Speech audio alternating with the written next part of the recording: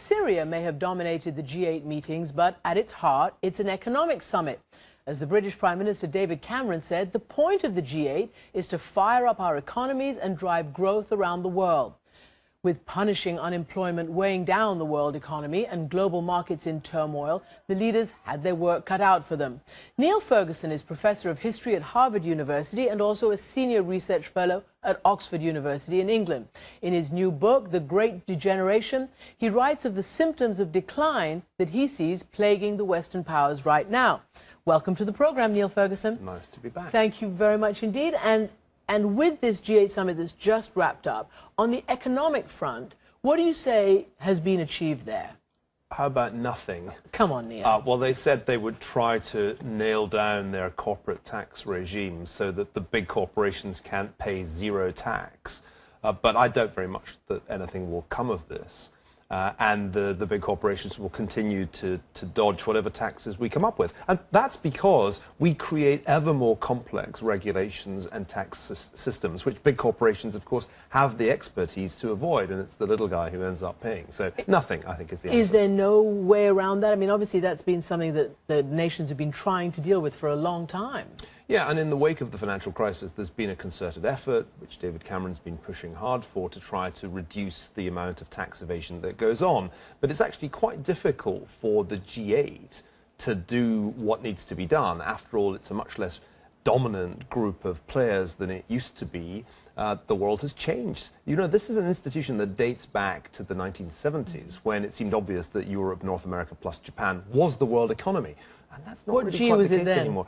Well, it was originally G6, then it became G7, and then they added the Russians in the 1990s. It's quite funny because they added the Russians, but they said you can't come to the finance ministers' meetings. So there's still a G7 for finance ministers. Well, let me ask you about the Russians, because, look, the Russians, we've been talking about their obstructionism and their opposition to whatever the West wants to deal with in Syria. But let's talk about their economy and Vladimir Putin. For a long time, Vladimir Putin was able to do whatever he wanted, certainly at home, because there was a roaring Russian economy. He's in the G8 now, and the economy doesn't seem to be as roaring in Russia as it used to be. Well, it's been doing pretty disappointingly. Of course, it's fundamentally a petrostate. And its economy is about as healthy as the price of natural gas and the price of oil are high, plus other commodities. As China has slowed down, as the world economy has slowed down, some of the heat has come out of commodity markets, and particularly, of course, natural gas. In many ways, the relationship between the Russian government and Gazprom has been so close as to make them inseparable. And Gazprom's a disaster zone. It was a huge natural gas company. Well, once was huge. Now it looks a lot less huge because they completely failed to anticipate the shale gas revolution in North America. And so one of the most important parts of the Russian economy, the natural gas industry, looks much less impressive. And the leverage that it used to give Putin, particularly over the Europeans, is fast diminishing. So it's a changed Russia, and it's much less of a brick. Remember the bricks? I mean, the bricks are no longer quite as impressive. They're dropping bricks in many ways. Let's just stick with Russia for a second, because some have said that, you know, it's not just the gas, it's not just the oil, it's also the politics there.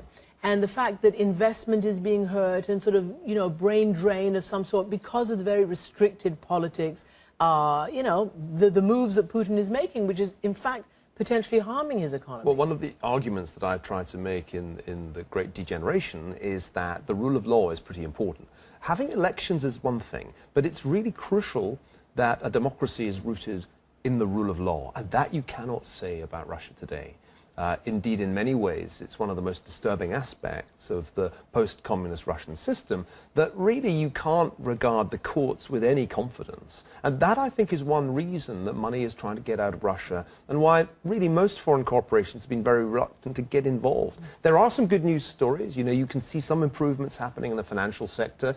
Medium-sized Russian cities are growing. It's not all bad. I was there recently. I went in January, and some things have improved. But fundamentally, something is rotten at the heart of the Kremlin, and I'm afraid there must be many people who wish they hadn't asked Russia to join the G7, and they could just have stayed at 7 and not had to deal with Mr. Putin. It would have made the conversation on Syria a whole lot easier this week. It probably would have done. And what about China? You know, President Obama and President Xi Jinping had that summit in sunny lands, and it seemed to be going really well. And China, of course, is also talking about, you know, market economy, its economy. What about them? Should they be at the G8, 9, 10? Well, yes, although... I know they're at the 20. You're right. So there's another G which we haven't mentioned, though, which is the G2, or Chimerica, as I like to call it, the two biggest economies in the world, China and the United States. Their meetings are becoming more and more important.